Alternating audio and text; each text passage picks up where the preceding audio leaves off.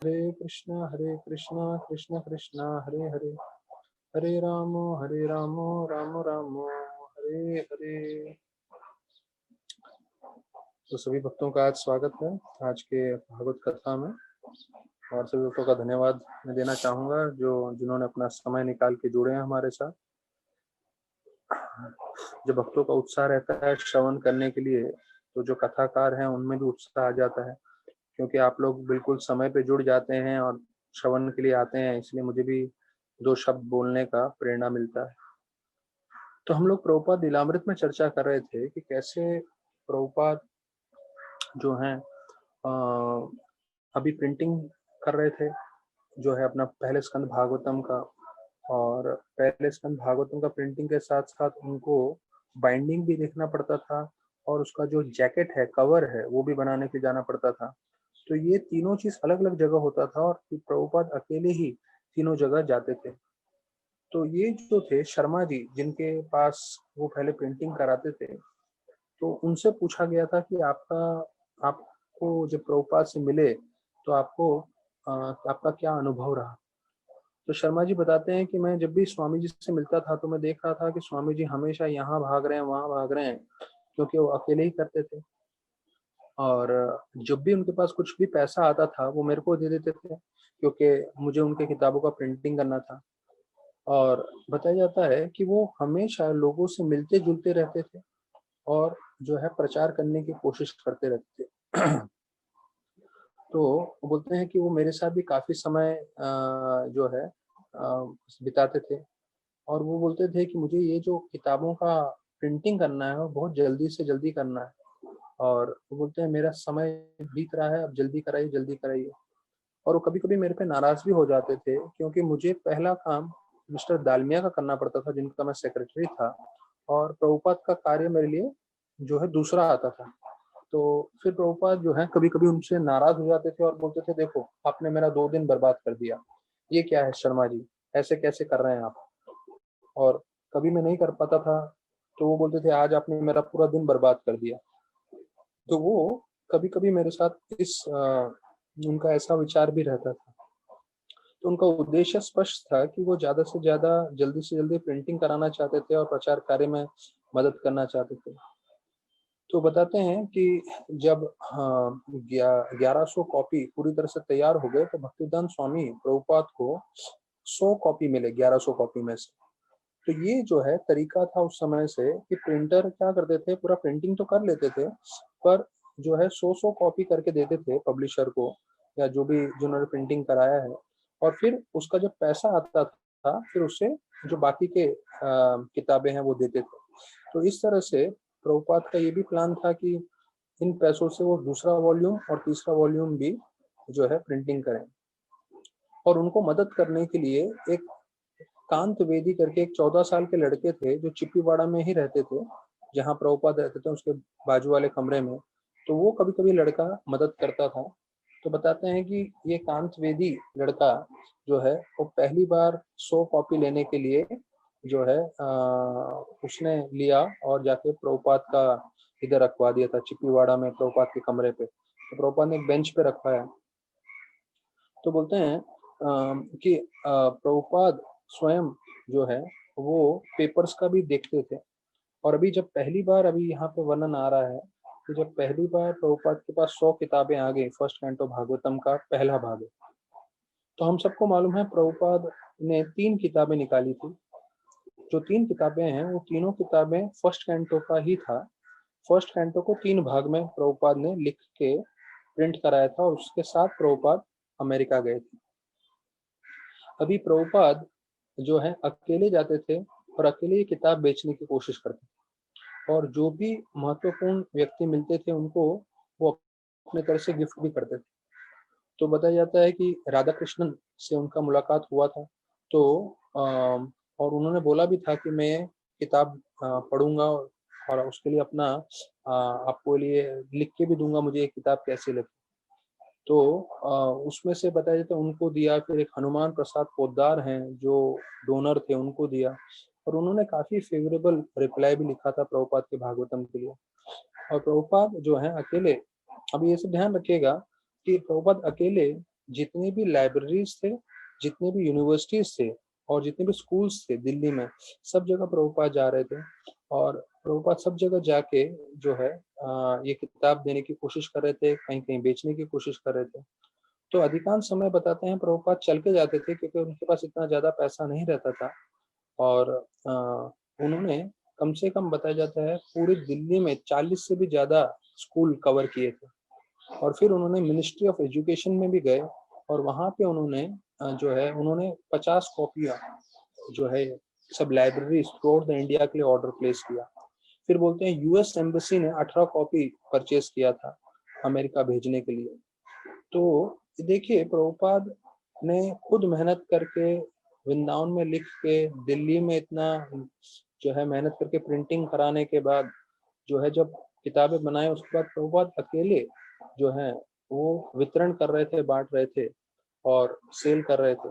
अब मतलब अगर एक बार शांति से अगर हम सोचें कि अगर ये कार्य हमें करना पड़े तो हम कितने सोच में पड़ जाएंगे, अरे सब कुछ मुझे ही करना है क्या, मैं ही लिखूं, मैं ही प्रूफ रीडिंग करूं, मैं ही उसको प्रिंट करवाऊं और प्रिंट करवाने के बाद मैं ही बाइंडिंग देखूं और उसका कवर पेज भी मैं ही देखूं और उसके बाद मैं ही सेल करूं, मुझे नहीं करना। तो हम लोग जो है एक बार इतना सब कार्य देख के सोचेंगे नहीं नहीं इतना नहीं करना चाहिए, अकेले पे बहुत ज्यादा हो जाता है। लेकिन प्रभुपाद अपने गुरु महाराज की सेवा के लिए इतना सब जो है परिश्रम करने के लिए तैयार थे और उस परिश्रम के फल स्वरूप हमें भागवतम मिला।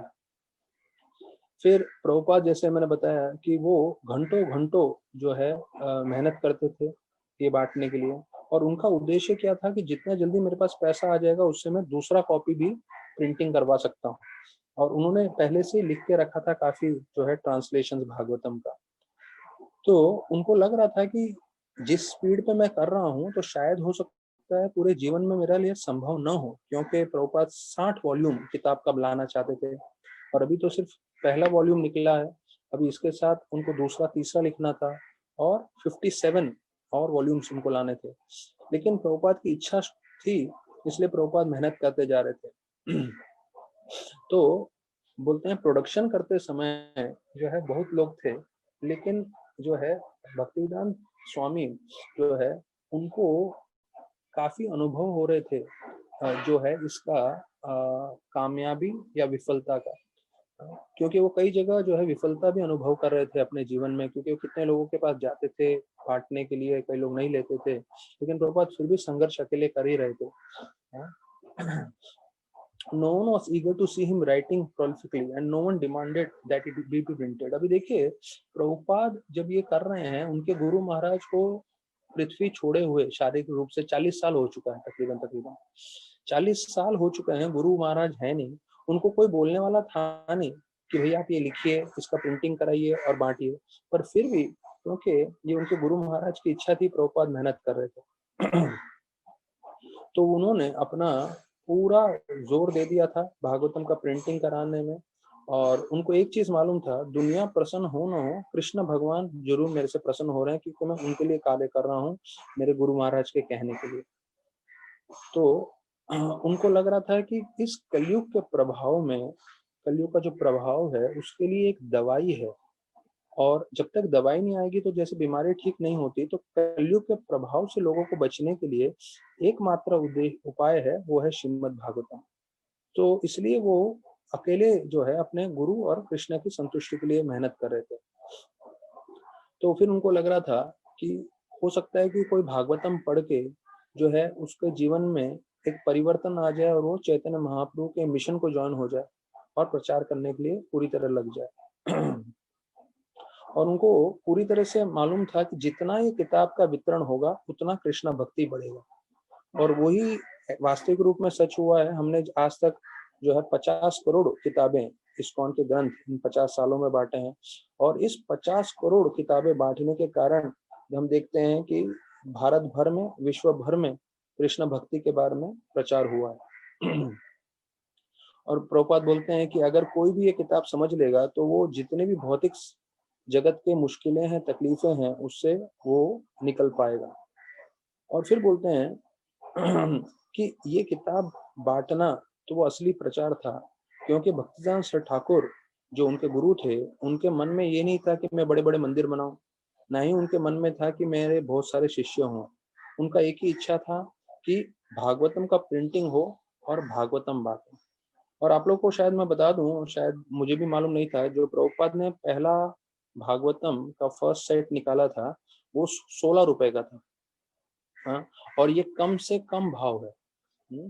तो अ, मतलब एकदम कम। प्रभुपाद प्रॉफिट के लिए नहीं कर रहे थे, प्रभुपाद जो है इसलिए कर रहे थे ज़्यादा से ज़्यादा लोगों को बाँट सकें, और जो भी थोड़ा बहुत उससे पैसा बचेगा तो उससे वो सेकंड वॉल्यूम का प्रिंटिंग कर सकें। तो बोलते हैं कई-कई जो है लाइब्रेरी वालों ने एक जो है उनका एप्रिशिएट भी किया था, और वो बता रहे थे कि जो लेखक हैं उनको बहुत ज्ञान है इसके बारे में। और वो लोग ऐसे भी बोल रहे थे कि जो अगले प्रिंटिंग होने वाले हैं, सेकंड कैंटो, सेकंड भाग और थर्ड भाग, हम उसके लिए भी तैयार हैं। फिर एक प्रभुपाद के गुरु भाई थे सीनियर, जिनका नाम है स्वामी बॉन महाराज। तो वो हैं इंस्टीट्यूट ऑफ ओरिएंटल फिलॉसफी इन वृंदावन के जो डायरेक्टर हैं। तो ये वही हैं बॉन महाराज, मैंने जो बताया था। भक्तिसिद्धांत ठाकुर ने उनको भेजा था लंदन, और लंदन से वो वापस आ गए थे, और उन्होंने बोला था नहीं, संभव नहीं हो सकता प्रचार करना विदेश में। और भक्तिसिद्धांत ठाकुर उनसे इतने नाराज हो गए थे कि उन्होंने बोला था मैं कभी उनको नहीं देखूंगा करके। और उन्होंने अपने जीवन अंत तक बॉन महाराज से मिले नहीं थे। लेकिन बॉन महाराज अपने में काफी वरिष्ठ प्रभुपाद भक्तिसिद्धांत ठाकुर के शिष्य थे, और जो है उन्होंने प्रभुपाद को बहुत उत्साह दिया, और उन्होंने लिखा कि आपने जिस तरह से ये भागवतम का वर्णन किया है, आपने बहुत बड़ा सेवा किया है हमारे गुरु महाराज के लिए और चैतन्य महाप्रभु के लिए। और उन्होंने बोला कि अगर आप इसी तरह से मेहनत करते रहेंगे तो निश्चित रूप से एक चीज जान लीजिए कि आपको जीवन में कभी कोई कमी नहीं आएगी। ये प्रभुपाद के जो सीनियर गॉड ब्रदर हैं वो उनको बोल रहे थे कि आप अगर प्रामाणिकता से भक्ति कर रहे हैं, मेहनत कर रहे हैं, और ये भागवत का प्रचार कर रहे हैं या प्रिंटिंग कर रहे हैं, तो आपके जीवन में किसी भी चीज की, धन बोलिए या किसी और चीज की, कभी कमी नहीं आएगी। अर्थात प्रभुपाद ने भी यही चीज हम लोगों को बताया है कि अगर कोई भक्त प्रामाणिकता से जप कर रहा है, भागवतम पढ़ रहा है, भागवतम बताने की कोशिश कर रहा है, तो हमारे जीवन में हमको कुछ भी चाहिए हमारा जीवन व्यतीत करने के लिए, वो कृष्ण प्रबंध करेंगे। तो हमारा जीवन का एक ही उद्देश्य होना चाहिए कि हम भगवान की भक्ति करें, नाम जप करें, भागवत की सेवा करें। और अगर हम प्रामाणिकता से ये करेंगे तो निश्चित रूप से आप समझ लीजिए कि बाकी सब चीजें भगवान प्रबंध कर देंगे। ये प्रभुपाद ने स्वयं बताया था। तो भक्ति सारंग महाराज ने भी जो है, जो उनके दूसरे गुरु भाई थे सीनियर, उन्होंने भी बताया कि आपने इंग्लिश वर्जन में भागवतम लिखा है, तो जो दरिद्रता है पूरे विश्व भर में ये दूर हो जाएगी। और कौन सी दरिद्रता? आध्यात्मिक दरिद्रता। देखिए, एक भौतिक दरिद्रता है, मतलब भौतिक रूप से लोग थोड़े गरीब होते हैं, किसी के पास पैसा नहीं होता वगैरह वगैरह। लेकिन प्रभुपाद यहाँ पे उनके जो गुरु महाराज है वो वर्णन कर रहे हैं कि आध्यात्मिक रूप में जो दरिद्रता है वो हट जाएगी जैसे ये लोग ये किताब पढ़ेंगे। और अ, तो ये वो बता रहे थे कि भक्तिवेदांत स्वामी ने जो हमें भागवत लिख के दिया है वो सबसे उत्तम है, और मैं सभी को ये कहूंगा कि ये भागवत हमें पढ़ना चाहिए। तो बताते हैं कि उत्तर प्रदेश के जो गवर्नर थे विश्वनाथ दास, हाँ, उनको भी ये भागवतम बहुत पसंद आया, और उन्होंने भी जो है इसकी काफी स्तुति की।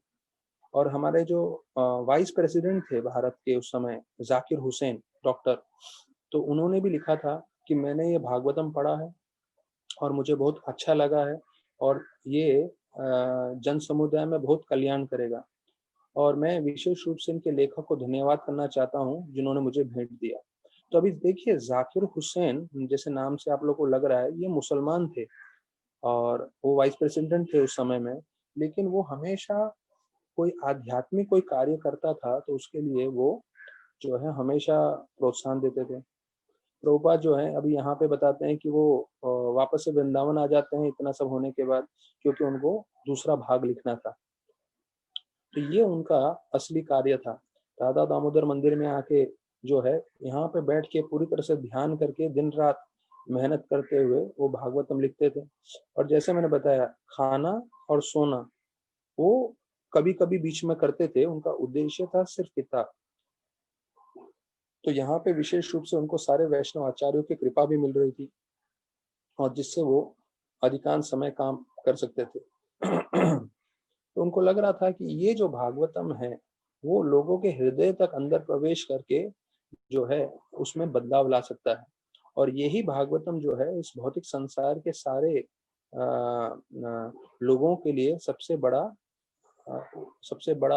उनके लिए एक फल है या सबसे बड़ा उनके लिए जो है उनको कृपा मिलने वाली है इस किताब के द्वारा। तो फिर बताया जाता है फिर से दिल्ली आ गए प्रभुपाद वॉल्यूम 2 के लिए फंड रेजिंग करने के लिए, मतलब उसके लिए भी पैसा चाहिए था। पहला का तो उनको मिल गया था, तो उनको पहला कैंटो सेल करके पहला भाग से थोड़ा बहुत पैसा आ रहा था, लेकिन फिर भी इतना सफिशिएंट नहीं था। तो बताया जाता है एक L&H शुगर फैक्ट्री करके थे, तो उसके जो ओनर थे मिस्टर पोद्दार, उन्होंने 5,000 रुपया दिया वॉल्यूम 2 का प्रिंटिंग के लिए। तो देखिए पहला वॉल्यूम का अभी हो गया था, अभी दूसरा वॉल्यूम भी पैसा आ गया उनके पास। और वो बोलते हैं कि ये जो शर्मा जी थे वो काम बरोबर नहीं कर रहे थे, तो प्रभुपाद शर्मा जी को बोलते हैं मैं आपसे उनसे काम उन्होंने प्रिंटर से हटा दिया और सीधा ओके प्रेस वालों के साथ प्रभुपाद खुद काम करने लगे। तो देखिए प्रभुपाद के मन में स्पष्ट था कि ये भागवतम आने वाले 10,000 साल तक लोगों को मदद देने वाला है, ज्ञान देने वाला है। तो इसके काम में कोई भी जो चूकी करते थे, गलतियां करते थे और उनका काम धीरे धीरे हो रहा था और लेट कर रहे थे, तो उनको जो है उनको हटा के प्रभुपाद दूसरों लोगों को बीच में रख के काम करवा देते। तो हमें भी सीखना चाहिए कि कैसे हमें ज्यादा से ज्यादा जो है पूर्वीण होना चाहिए काम से।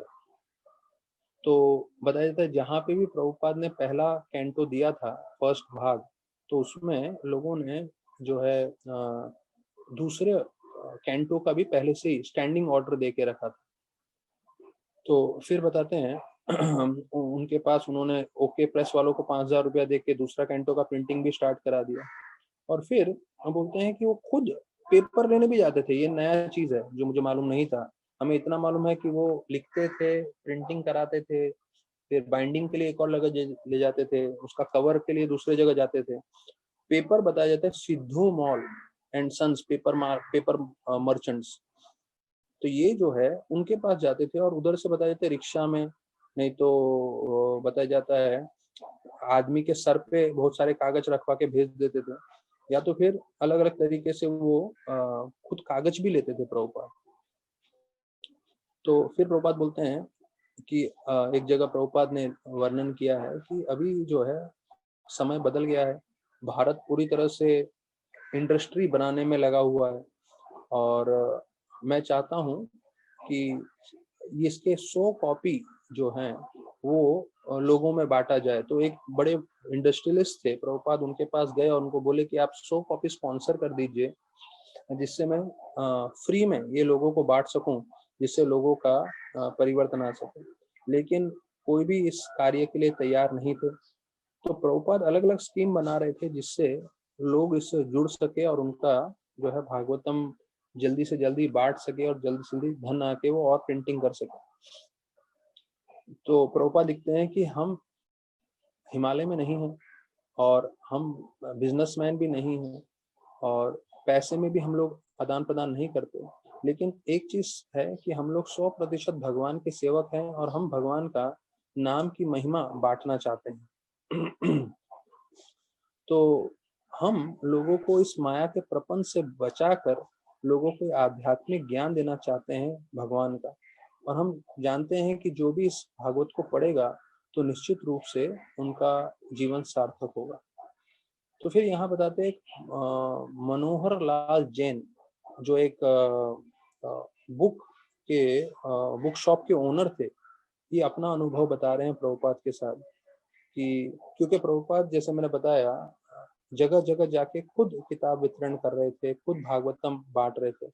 तो ये मनोहर लाल जैन बोलते हैं कि ये मेरे पास आते थे किताब बांटने के लिए, और ये मनोहर लाल जैन सबसे कामयाब में से थे क्योंकि उनके पास शायद 150-200 जो है फर्स्ट कैंटो का पहला भाग गया था और उन्होंने उतना ही सेकंड कैंटो भी का भी सेकंड भाग का भी जो है फर्स्ट कैंटो का उन्होंने दूसरा किताब भी मंगाया था। तो अब ये जो है अपना अनुभव बता रहे हैं, उसके बाद हम भागवतम में प्रवेश करेंगे। तो ये आखिरी भाग है आज का।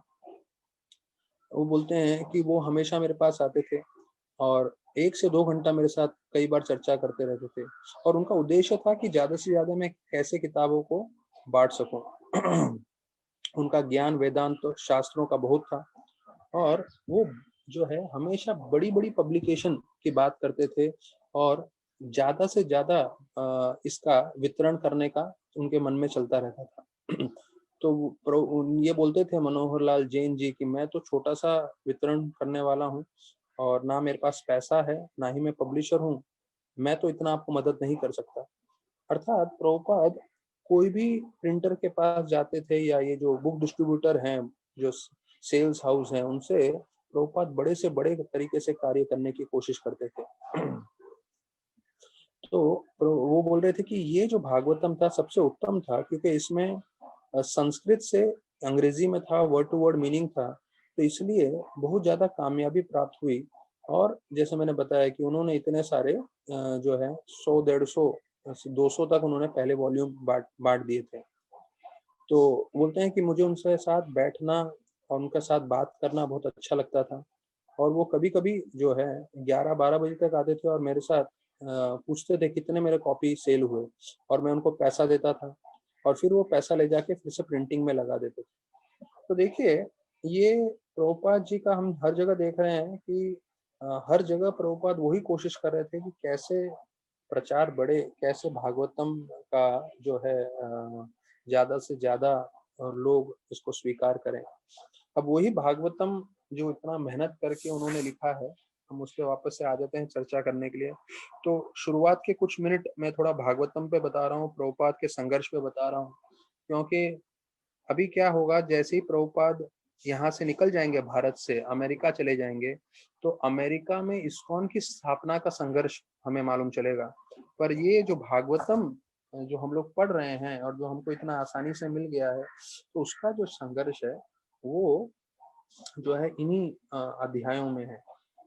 तो हमने अभी 9वें अध्याय में चर्चा कर रहे हैं भागवतम के और अभी तक हमने देखा कि कैसे भगवान जो हैं ध्रुव महाराज पे कृपा करते हैं और कृपा करके उनको जो इनकी इच्छा थी वो इच्छा की पूर्ति कराते हैं। तो अभी यहाँ पे वर्णन किया गया है, हमने 24 श्लोक तक चर्चा कर लिया था पहले। 24वें श्लोक में हमने देखा था कि वो बताते हैं कि कैसे आपके जो भाई हैं उत्तम, वो जंगल में चले जाएँगे शिकार करने के लिए और वहाँ वो मारे जाएँगे और आपकी माता जो है उनके पुत्र की मृत्यु के बारे में सुन के जो है एकदम पागल रूप से जंगल में जाएँगी और वो भी जंगल की अग्नि में जो है उनका अंत हो जाएगा। तो हमने इस श्लोक में चर्चा किया था कि कैसे वैष्णव के प्रति अपराध नहीं करना चाहिए। तो वैष्णव के प्रति अपराध करते हैं तो यहाँ बताया जाता है it's the greatest offence in the world. सबसे बड़ा अपराध हो जाता है प्रभुपाद लिख रहे हैं इस दुनिया में। और सुरुचि ने जब अपराध किया था तो उनको मालूम नहीं था कि ध्रुव महाराज बड़े वैष्णव बनने वाले हैं। तो इसी तरह से बोलते हैं कि अज्ञात रूप से सेवा भी होती है और अज्ञात रूप से अपराध भी होता है। तो अगर किसी ने सेवा किया है बिना जानकारी के तो उनको भी उतना ही फल मिलता है और बिना जानकारी के कोई अपराध करता है तो उनको भी बहुत भारी रूप से भरपाव करना पड़ता है। तो फिर हमने 24वें श्लोक में भी सुना कि कैसे भगवान बोल रहे हैं कि आपको यज्ञ करना चाहिए और दान पुण्य करना चाहिए, तभी आप और उससे आप फिर इस भौतिक जगत में आनंद से जीवन व्यतीत कर पाओगे और अंत में आप मुझे स्मरण करके मेरे धाम आ जाओगे। सो यहाँ पे प्रभुपाद बताते हैं कि हम लोग ने पूरा तात्पर्य 24 वाला भी चर्चा किया हुआ है, जिसके अंत में प्रभुपाद बोलते हैं कि कलयुग में लोगों के पास पैसा नहीं होगा ज्यादा बांटने के लिए, पर प्रसाद जरूर बांटना चाहिए। तो बोलते हैं प्रसाद बांटना पैसे बांटने से ज्यादा मूल्यवान। क्यों? क्योंकि जब प्रसाद कोई स्वीकार करता है तो उससे जो है उनका आध्यात्मिक जीवन का तुरंत उन्नति हो जाती है। पैसे का शायद वो दुरुपयोग करें और पैसे से शायद वो भक्ति में प्रगति नहीं कर पाए। जैसे राधा गोपीनाथ रूप बताते हैं कि कई महीनों तक और कई सालों तक भक्तगण चर्चगेट स्टेशन पे जो है पाइनएप्पल हलवा अभी पाइनएप्पल हलवा इस्कॉन के डिवोटीज को मालूम है, वो इस्कॉन का सबसे फेवरेट आइटम है पाइनएप्पल हलवा, जो है जो है बटर में बनाया जाता है और बड़ा स्वादिष्ट रहता है। तो बोलते हैं बिल्कुल एकदम बढ़िया कप में जो है एकदम स्पून के साथ वो देते थे वहां पे। पर कितने जो ऑफिस के काम करने वाले थे वो बोलते थे ये क्या है, ये हरे राम कृष्ण वाले क्या बांट रहे हैं करके देख के चले जाते थे। पर कई जो है अब बोलते हैं ना, ऐसे ऊपर से देखने में टाई में या बहुत अच्छे ड्रेस में लोग प्रसाद को हाथ भी नहीं लगाते थे। पर जो आम लोग हैं, जो आम आने जाने वाले लोग थे, वो लोग भर भर के प्रसाद ले लेते। तो राधा गोपीनाथ गुरु बता रहे थे कि प्रसाद जो है इतना कृपा करता है, लेकिन अधिकांश लोग प्रसाद के लिए भी ना कर देते हैं, उनको लगता है ये क्यों मुझे लेना चाहिए। तो अभी हम 25वें श्लोक पे आ गए हैं। अभी यहाँ तक ध्यान रखिए, 25वें और 26वें श्लोक, ये दो श्लोकों के बाद भगवान जो है ध्रुव महाराज को कृपा देके जो है गोलोक अपने वृंदावन वापस जाने वाले हैं। तो यहाँ पे बताया गया है, ततो गंतासि मत स्थानम, 25वां श्लोक, सर्वलोक नमस्कृतम उपरिस्ताद ऋषिभस्त्वम यत नावर्तते गतः, यतो नावर्तते गतः। अब इसका अनुवाद ऐसा है कि आपका ये शरीर समाप्त होने के बाद आप मेरे लोक चले आएंगे, ऐसे करके भगवान बोल रहे हैं। और ये जो मेरा लोक है, उस लोक को दुनिया के जितने भी जीव हैं और जितना भी आध्यात्मिक लोग जिनको ज्ञान है, वो सब इसको पूछते हैं। जैसे गीता में बताया गया परम धाम, भगवान का जो लोक है वो सबसे परम है, सबसे उत्तम है। तो बोलते हैं यहाँ सप्त ऋषि के लोकों से भी ऊपर है, और वहां से जब कोई जाता है फिर वहां से कोई वापस नहीं आता। अब ये एक बहुत महत्वपूर्ण विषय आ रहा है, यथा न अवर्तते गतः। न अवर्तते मतलब है कि अगर कोई कृष्ण भगवान, ये विष्णु भगवान इनको बोल रहे हैं ध्रुव महाराज को कि एक बार कोई वहां जाता है तो वहां से वापस नहीं आता। तो अगर आप देखें, ये भागवतम में लिखा है, हम लोग जो 25वें श्लोक में चर्चा कर रहे हैं, वही चीज गीता में भी लिखा हुआ है। और गीता के कई श्लोकों में दिया गया है जहाँ कृष्ण भगवान बोल रहे हैं कि यद गत्वा न निवर्तते तद धाम परमम मम, कि जो एक बार वहां पे चला जाता है वहां से वापस नहीं आता। तो ये चीज हम बार बार देख रहे हैं कि जो चौथे अध्याय है गीता का, उसके 9वें श्लोक में बोलते हैं त्वक्त्वा देहांत पुनः जन्म नैति, कि अगर आपका देहांत हो जाएगा फिर पुनः जन्म नहीं होगा। प्रभुपाद जी गीता में लिखते हैं दूसरे अध्याय में कि हमें शंका नहीं करना चाहिए, क्योंकि हमें ज्ञान कहाँ से प्राप्त हो रहा है? कृष्ण भगवान से। कोई भी इस जगत का व्यक्ति पूरी तरह से सक्षम नहीं होगा, लेकिन भगवान पूरी तरह से सक्षम है। तो हम लोग किसी व्यक्ति को नहीं अपने जीवन में जो है उसके पीछे नहीं जा रहे, हम भगवान के शब्दों के पीछे जा रहे हैं। तो लोगों के पास पूरी दुनिया में मृत्यु के बाद का ज्ञान है ही नहीं, किसी को मालूम नहीं है। और गीता में, भागवत में स्पष्ट रूप से बताया गया है, और वो भी साक्षात कृष्ण भगवान स्वयं वर्णन कर रहे हैं कि मृत्यु के बाद क्या होता है। और सब जगह एक ही चीज आ रहा है कि एक बार आप वो आध्यात्मिक जगत में प्रवेश करेंगे तो वहां से आपको वापस आने की आवश्यकता नहीं है। तो यहाँ पे ध्रुव महाराज को भी भगवान वही बोल रहे हैं कि आप एक बार वहां जाओगे तो वहां से वापस नहीं आना है। हाँ? तो प्रभुपाद तात्पर्य में बता रहे हैं 25वें श्लोक में कि मेरा स्थान, विष्णु भगवान बोल रहे हैं मेरा स्थान वो है कि जहाँ पे आप जाएंगे तो उसको ध्रुव लोग बोलते हैं या पोल स्टार। और ये वास्तविक रूप में विष्णु भगवान का स्थान है इस भौतिक जगत में। तो जब ध्रुव लोक की बात आती है तो ध्रुव लोक समझना चाहिए विष्णु भगवान का साक्षात लोक है।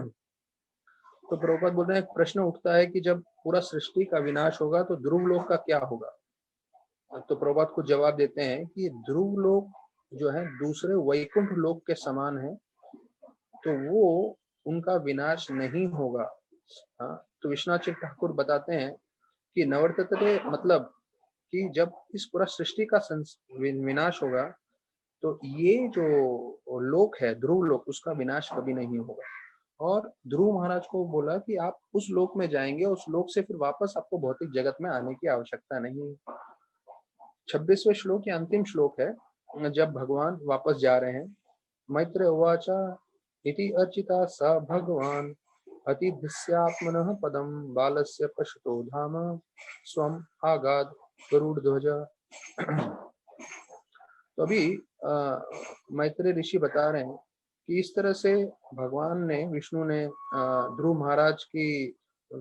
महाराज को साथ उनका जो अर्चना है, उनकी जो पूजा है वो स्वीकार की, और उनको अपना ध्रुव लोक, जो अपना विष्णु का स्वयं का लोक है, वो देने के पश्चात वो गरुड़ जी पे विराजमान होके वो वहां से चले गए और ध्रुव महाराज जो है उनको देखते रहे। तो यहाँ पे शब्द आ रहा है गरुड़ ध्वज, स्वाम आगाद गरुड़ ध्वज। तो गरुड़ ध्वज का दो मतलब आता है, एक गरुड़ जी के ऊपर जो है विराजमान होके वो चले गए, दूसरा मतलब आ रहा है गरुड़ ध्वज का कि जो भगवान का ध्वजा है उस ध्वजा पे गरुड़ जी का चिन्ह है, ये बताते हैं।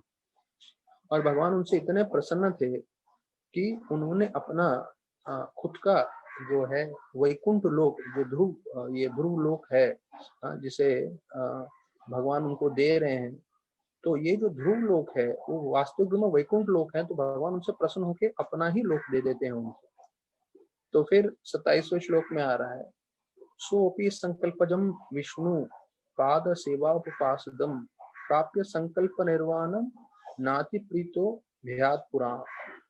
तो अभी देखिए, मैं आप लोगों को बार बार बताया हूँ, फिर से मैं आपको बताना चाहूंगा। अभी हम श्लोकों पे थोड़ा चर्चा कर रहे हैं और श्लोकों के बारे में भी हम श्लोक भी सुनते रहेंगे। तो अधिकांश समय मन में एक प्रश्न आता है कि भाई संस्कृत के श्लोक तो हमें समझ नहीं आते, लेकिन हमें समझना चाहिए कि भले ही हमें समझ में नहीं आ रहे हैं, लेकिन संस्कृत के श्लोक जो हैं वो साक्षात विष्णु भगवान ने बोले हैं, साक्षात शुद्ध भक्तों ने बोले हैं, साक्षात व्यासदेव जी जो भगवान के अवतार है उन्होंने बोले हैं। तो सिर्फ सुनने मात्र से या बोलने मात्र से हमारा काफी शुद्धिकरण होता है। और इसको लिखने का कार्य गणेश जी ने किया था। तो गणेश जी ने स्वयं अपने हाथों से एक एक श्लोक लिखे हैं। जैसे प्रभुपाद ने जो है टाइपराइटर पे टाइप किया, ये जो इंग्लिश में है, इसलिए हम लोग जो है इतना भागवतम कर पा रहे हैं, लेकिन उससे पहले जो है ये संस्कृत के जो श्लोक है वो गणेश जी वो जो ओरिजिनल टाइपराइटर, उन्होंने टाइपिस्ट थे, उन्होंने टाइप किया था व्यासदेव जी के कहने पे। तो आज भी आप बद्रीनाथ में जाएंगे तो बद्रीनाथ में व्यास गुफा भी है और गणेश गुफा भी है। और ऐसा कहा गया है कि व्यास देव जी जैसी रचना करते थे एक एक श्लोक का, तो गणेश जी दूसरे अपने गुफा में बैठ के वो रचना किए हुए श्लोक को समझ के लिखते थे। तो इसलिए हम लोग ये संस्कृत के श्लोकों का भी थोड़ा चर्चा कर रहे हैं। तो हो सकता है कि अभी के दिनों में हम लोग संस्कृत के श्लोकों का चर्चा करें तो श्रोतागण को ये समझना चाहिए कि ये हमारे शुद्धिकरण के लिए है। तो भले ही हमें समझ में नहीं आ रहा हो, पर जैसे जैसे हम लोग इसमें समय बिताएंगे और एक एक शब्द समझेंगे तो उससे हमारा भी संस्कृत का जानकारी बढ़ेगा, जिससे हम और अच्छे से भागवतम आगे पढ़ पाएंगे और दूसरों को बता पाएंगे। देखिए, प्रभुपाद जी एक चीज बोलते थे, प्रभुपाद बोलते थे कि लॉयर जो होते हैं वो जब भी कोर्ट में अपना केस किसी को बताते हैं तो केस बताते समय वो बोलते हैं my lord according to this and this penal code, अर्थात वो ये बोलते हैं कि इस सेक्शन के कारण ये आपने डिसीजन दिया था या ऐसा पहले डिसीजन हुआ था। तो प्रभुपाद भी बोले कि हम भी जब बोलते हैं तो हम जब भी आध्यात्म के बारे में बताते हैं तो गीता या भागवत या दूसरे वैदिक शास्त्रों के प्रमाण के हिसाब से हमें बोलना चाहिए। और अधिकांश लोग जब श्लोक सुनते हैं तो उनका श्रद्धा पूरी तरह से बढ़ जाता है। जब मैं कुछ बोलता हूँ तो मुझे लगता है कि शायद सामने वाला समझे नहीं समझे, तो मैं भगवान के बताए हुए गीता का श्लोक भी बता देता हूँ। तो जब गीता का श्लोक बताता हूँ तो मुझे भी पूरी तरह से श्रद्धा हो जाता है कि मैं भगवान के ही का कारण है कि हमें श्लोकों को भी ध्यान देना चाहिए। तो यहाँ पे बता रहे हैं अभी 27वें श्लोक में कि उनको ध्रुव महाराज की जो इच्छा थी उनको वो प्राप्त हो गई थी, लेकिन वो प्रसन्न नहीं थे और वो अपने जो है पिताजी के पास जो उनका जगह था, घर था, वहां पे वो वापस चले गए। अभी भगवान ने दर्शन दे दिया उनको, ध्रुवलोक प्राप्त भी हो गया। और इतना होने के पश्चात बताया जाता है न अति प्रीतः। अति प्रीतः मतलब वो प्रसन्न नहीं थे। क्यों प्रसन्न नहीं थे? क्योंकि भले ही उनको भगवान के दर्शन हो गए, भगवान का कृपा प्राप्त हो गया, पर उनको लग रहा था कि मैंने बड़ी गलती की, मुझे भगवान से भौतिक चीज नहीं मांगना चाहिए था, ये मेरा सबसे बड़ा गलती हुआ। अभी देखिए, ये साक्षात भगवान का दर्शन कर चुके हैं। अभी हम लोग सब साधक हैं, पर यहाँ पे हम लोग ध्रुव महाराज के बारे में कथा सुन रहे हैं, जो भगवान को साक्षात्कार रूप से देख चुके हैं। देखने के बाद उनका साक्षात्कार क्या है कि भाई मुझे कोई भौतिक चीज उनसे नहीं मांगना चाहिए। तो हमें एक ध्यान रखना है कि हमें ना भौतिक चीज मांगना है, ना मन में भौतिक चीज इच्छा रखनी है। अगर हम भौतिक चीज की भी इच्छा रखते रहेंगे हमारे हृदय में, तो क्योंकि भगवान परमात्मा है, तो परमात्मा के रूप से उसको भी जो है पूर्ण कर सकते हैं। और फिर जो है हर भक्त के मन में वही चीज आएगा कि मुझे भगवान से ये भौतिक चीज नहीं मांगना चाहिए। अब 28वां श्लोक आ रहा है। अभी विदुर जी पूछ रहे हैं कि भाई क्यों संतुष्ट नहीं है वो। 28वें श्लोक में विदुर उवाचा दुर्लभम यद परमम पदम हरे मयमिन्नस्तत् चरना चरना अर्चन अर्जितम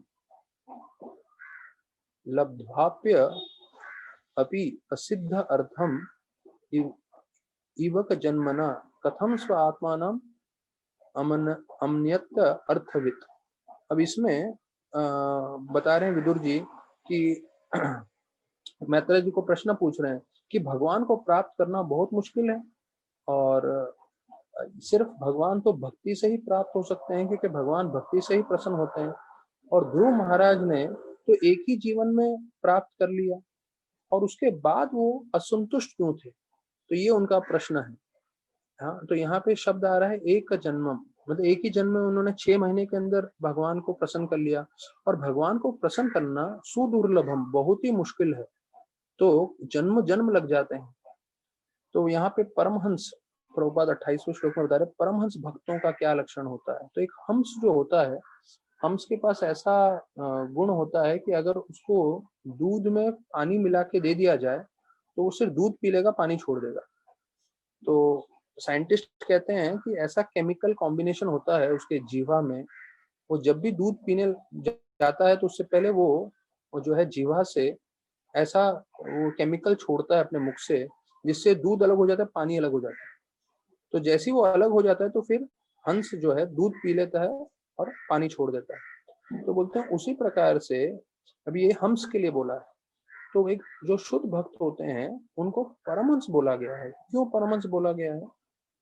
कि वो भगवान से सिर्फ शुद्ध भक्ति की इच्छा रखते हैं। तो जैसे हंस दूध और पानी में से दूध निकाल देगा, पानी छोड़ देगा, तो परमहंस भक्त जब भगवान के संपर्क में आते हैं तो वो कोई भी भौतिक चीज नहीं मांगते, कोई भी भौतिक इच्छा नहीं रखते, वो सिर्फ शुद्ध भक्ति उनके मन में रहती है, इसलिए उनको परमहंस बताया जाता है। तो बार बार ये हम जैसे भक्तों के लिए एक निर्देशन आ रहा है कि हम भी जब भक्ति कर रहे हैं तो भक्ति करते समय हम भौतिक चीजों के तरफ जो है हमारी आसक्ति नहीं होनी चाहिए। तो एक अंग्रेजी में कहावत है कि अगर आप खुद आनंदित होना सीख लें तो फिर कोई वो आपसे आनंद छीन नहीं सकता। देखिए, आप खुद आनंदित कैसे हो सकते हैं उसके बारे में बताते हैं। लोग इस भौतिक जगत में आनंद के लिए चीजों के ऊपर निर्भर रहते हैं, लोगों पे निर्भर रहते हैं। तो अगर हम अपने आनंद के लिए, अपनी खुशी के लिए चीजों पे या लोगों पे निर्भर रहेंगे तो कभी भी समय आएगा जब हमसे वो चीज ले ली जाएगी या कोई व्यक्ति हमसे ले लिया जाएगा। लेकिन अगर हम अपने मन का केंद्र इसमें कर दें कि हम भगवान से संपर्क में आनंद प्राप्त करेंगे, तो फिर भगवान का संपर्क जो है हमारे पूरे जीवन में कभी नहीं छूट सकता। यहाँ तक कि मृत्यु के बाद तो अनित्य काल के लिए हम प्रवेश करेंगे भगवान के पास। तो प्रभुपाद लिखते हैं गीता में कि अगर आप रात को देखें कि आप बड़े राजा बन गए हैं, या आप देखें कि आप हवा में उड़ रहे हैं, तो जब रात को आपने सपने में देखा ये चीज, तो इसका मतलब सुबह को जब आप उठेंगे तो ये नहीं देखेंगे कि आप हवा में उड़ रहे हैं या आप राजा बन गए हैं, नहीं, ये सिर्फ सपना था। तो प्रभुपाद बोलते हैं वैसे ही जो भी हमारे जीवन में चल रहा है ये 60-70 साल में, ये सपने के समान है। वास्तविक रूप में हमारा जीवन आध्यात्मिक जगत में है, और आध्यात्मिक जगत को प्राप्त करने के लिए जो है यहाँ पे साक्षात विष्णु भगवान ध्रुव महाराज को मार्गदर्शन कर रहे हैं। साक्षात कृष्ण भगवान ने अर्जुन को पूरा मार्गदर्शन किया है, और वही चीज प्रभुपाद भी हमें बता रहे हैं। तो जीवन का लक्ष्य क्या है?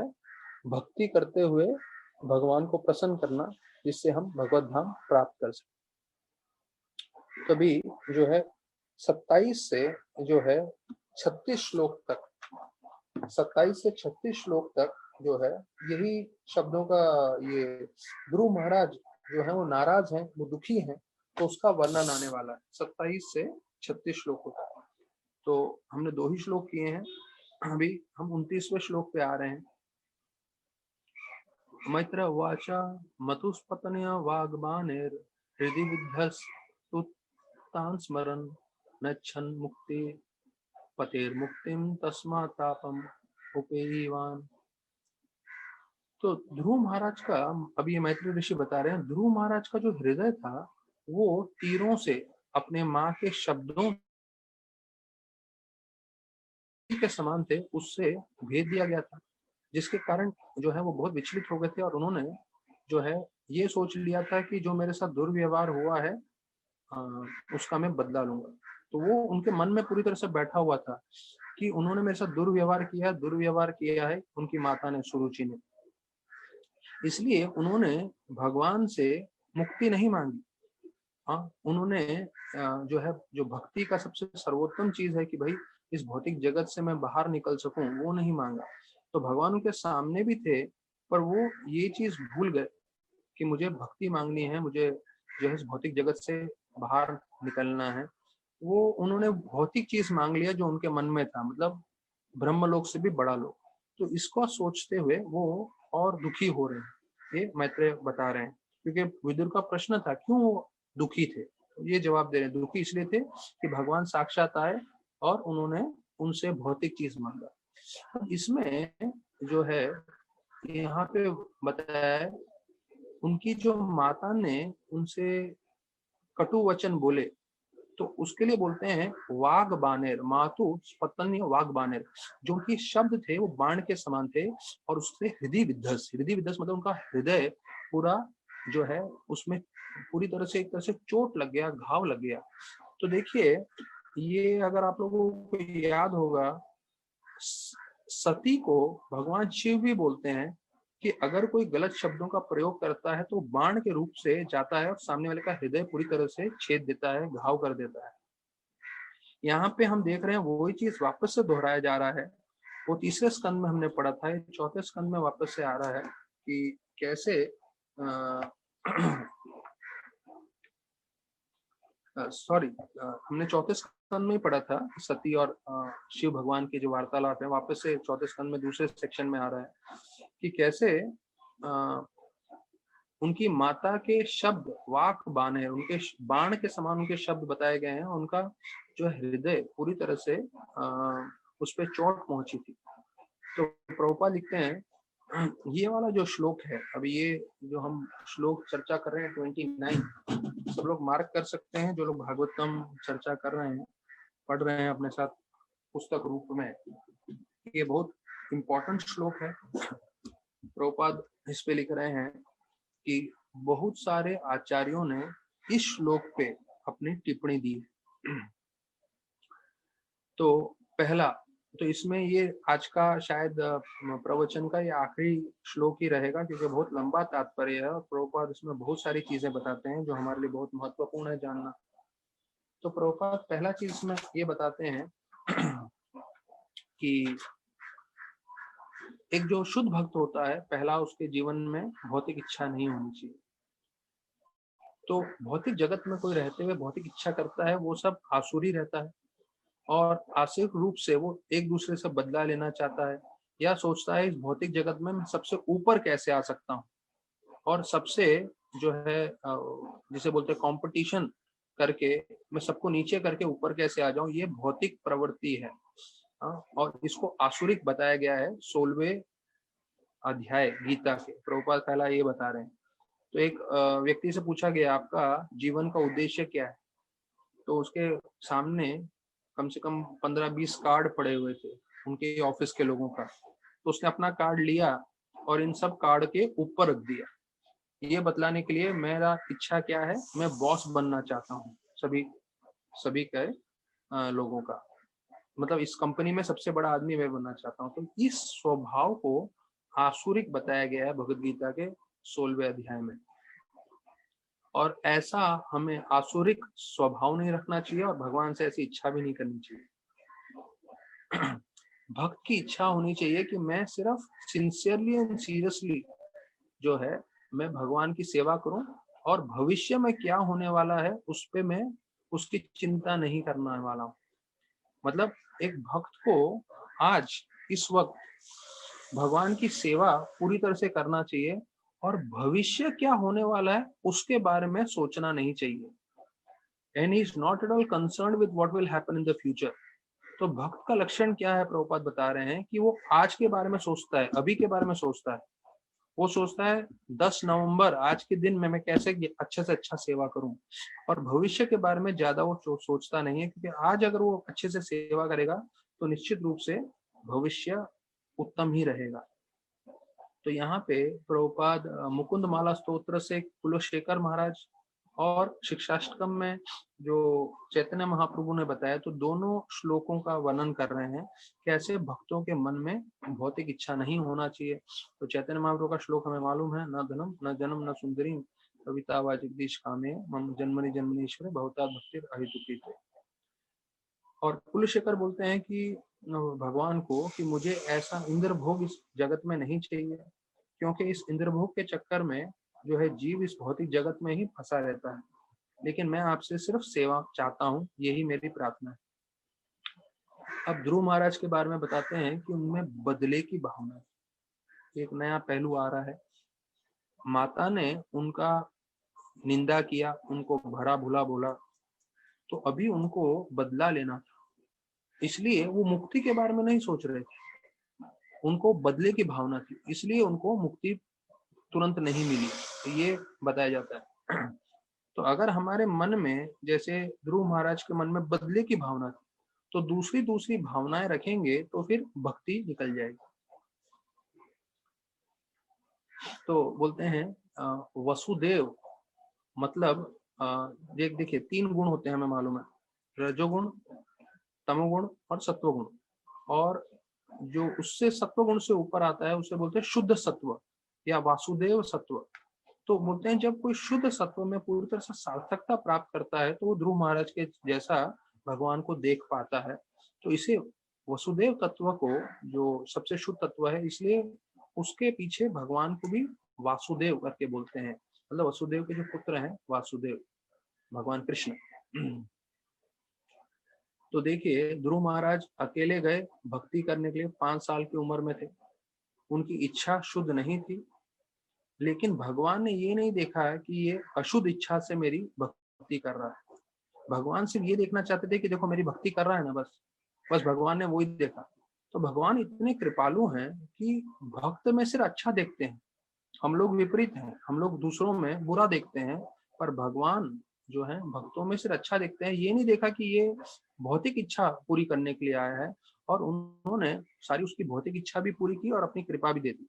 तो हमें भी वैसे ही भक्तों में अच्छा देखना चाहिए जैसे भगवान ध्रुव महाराज में अच्छा देखता है।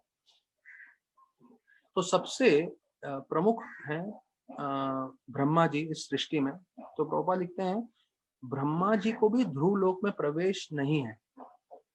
ध्रुव लोक इतना विशेष जगह था जो वैकुंठ के समान है, तो वहां पे ब्रह्मा जी भी नहीं जा सकते। तो ऐसा वर्णन किया गया है। तो अभी फिर आगे बोलते हैं भगवान को मुक्तिपति बताया गया है। तो मुक्तिपति क्यों बताया गया है? क्योंकि वो मुक्ति प्रदान करते हैं। तो प्रभुपाद ने हमने पहले चर्चा किया, फिर से वो 5 तरह की मुक्ति का वर्णन कर रहे हैं, सायुज्य, सारोप्य, सालोक्य, सामीप्य, सारिष्टि।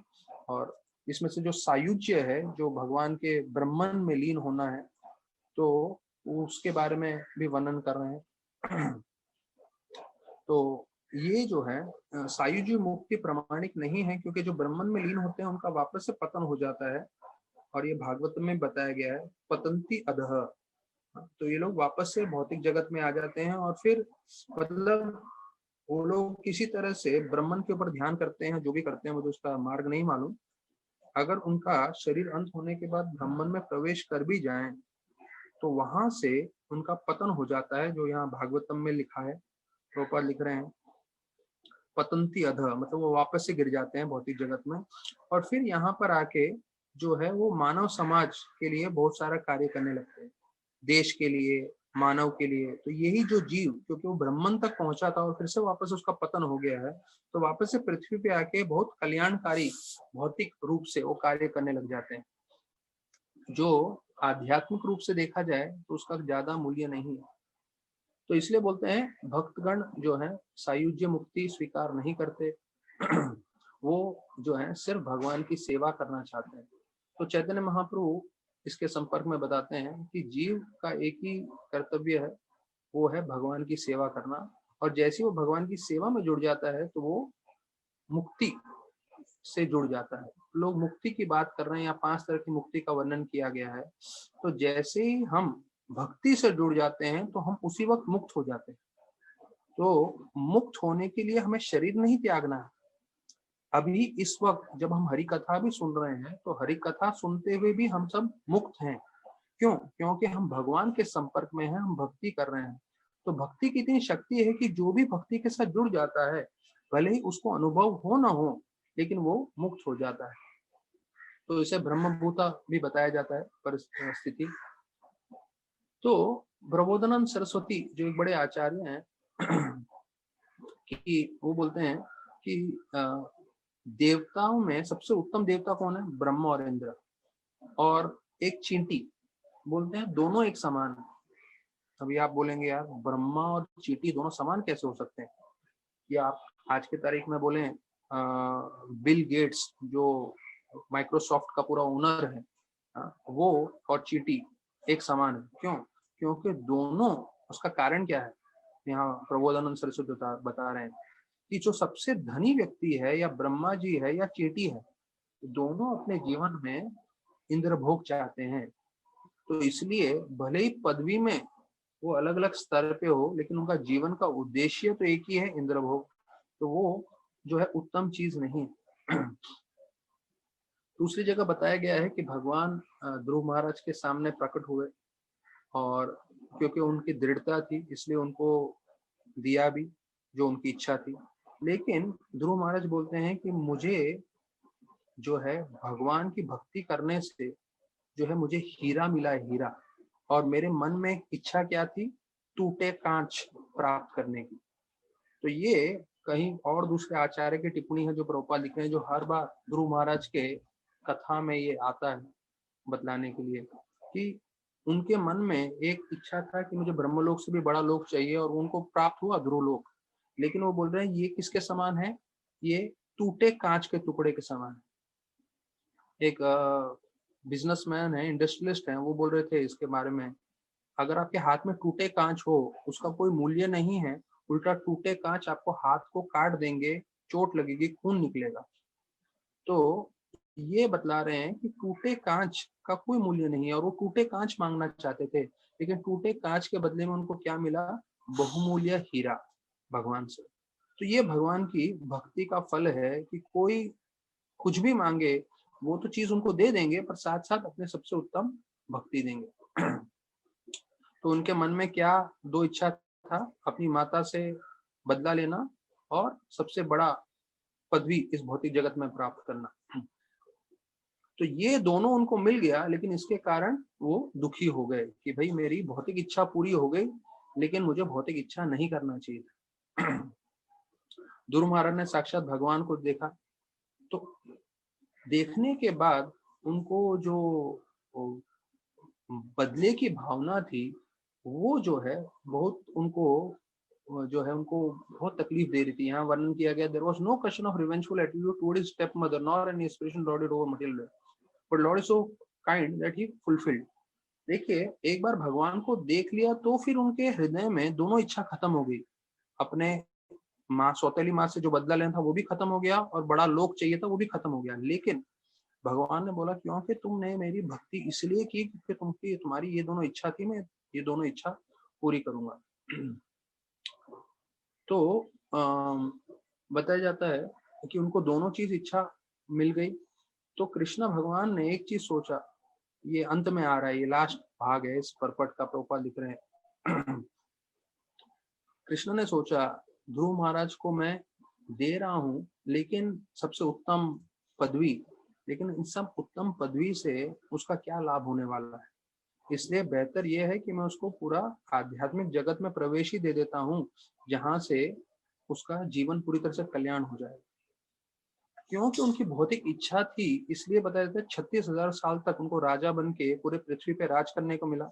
और उसके बाद जब उनका जीवन अंत हुआ, वो ध्रुव लोक चले गए, जो ध्रुव लोक वैकुंठ लोक के समान है। और जो वैकुंठ लोक जाता है तो वो वापस नहीं आता। तो कृष्ण भगवान देखिए ऐसे अपने भक्तों के साथ जो है कार्य करते हैं। उसको जो चाहिए था भौतिक रूप से दे दिया, और उसके साथ साथ उनको जो है भगवत धाम के रास्ते पे भी लगा दिया। उनको ध्रुव लोक जो है वहां के लिए उनको प्रवेश दे दिया, जिससे वो वापस भौतिक जगत में आने की आवश्यकता नहीं है। तो वहीं पे रह के पूरी तरह से भगवान की सेवा में आनंदित रह सकते हैं। देखिए कितना महत्वपूर्ण विषय है। तो ये बहुत लंबा तात्पर्य चला, तो इसलिए हम जो है और आगे तात्पर्य नहीं चर्चा करेंगे। अंतिम में मैं आप लोग को एक बताना चाहूंगा। देखिए हमने बताया गया है कि हमें भोग की इच्छा नहीं होनी चाहिए, कोई दूसरी इच्छा नहीं होनी चाहिए। प्रभुपाद आगे बताने वाले हैं अन्य अभिलाषिता शून्यम, कि हमारी कोई और अभिलाषा नहीं होनी चाहिए। भरत महाराज जब वो कैकेयी और कैकेयी के कहने पे उनको पूरा जो है श्राद्ध संभालना पड़ा, क्योंकि कैकेयी ने भगवान राम को भेज दिया था। तो वो आए और वो काफी विचलित थे, क्योंकि उनको मालूम नहीं था कि उनकी माता ने ऐसे कार्य किए हैं, और मालूम चलने के बाद भी वो बहुत विचलित थे। अभी जब वो अपने कक्ष में सोए थे, तो वशिष्ठ मुनि देखना चाहते थे कि ये सिर्फ ढोंग कर रहे हैं या वास्तविक रूप में ये भी राजा बनना चाहते हैं। राजा बनने के लिए उनका भी षड्यंत्र है, कैकेयी के साथ मिलकर, अपनी माता के साथ मिलकर उन्होंने राम को 14 साल वनवास में भेजा। तो वशिष्ठ मुनि को ये जानना था कि ये षड्यंत्र है कि नहीं, तो उसलिए उन्होंने पता लगाने के लिए क्या किया, जब भरत महाराज अपने महल में अपने जगह सो रहे थे, तो उन्होंने जो है जैसे राजा को उठाते हैं सुबह को, तो राजा को उठाने के लिए बताया जाता है सारे के सारे संगीतकार जाते हैं और शहनाई होती है, सब होता है, उसके साथ उनको उठाते हैं। तो ये एक राजा के उठने का तरीका है। जैसे अधिकांश लोग मोबाइल पे अलार्म लगा के हम लोग उठते हैं, ये हम लोग उठते हैं, लेकिन जब राजा उठते हैं तो शहनाई, गाना बजाना ये सब होता है, उससे वो मधुर संगीत के बीच में उठते हैं। तो वशिष्ठ मुनि ने ऐसे संगीतकार और ये सब लोगों को भेजा। तो भरत महाराज जैसे ये सुने, तो वो सोते हुए उठे, लेकिन उठते ही एकदम क्रोधित हो गए। क्यों क्रोधित हो गए? क्योंकि वो बोले ये जो चल रहा है ये राजा के लिए है, और मैं राजा नहीं हूँ, और ये लोग मुझे राजा का सम्मान देना चाहते हैं, इसलिए क्रोधित हो गए। और क्रोध होके उनको सबको बाहर निकाल दिया। तब वशिष्ठ मुनि को समझ में आया कि वास्तविक रूप में भरत महाराज जो है राजा नहीं बनना चाहते हैं, ये सिर्फ जो है कैकेयी की षड्यंत्र है।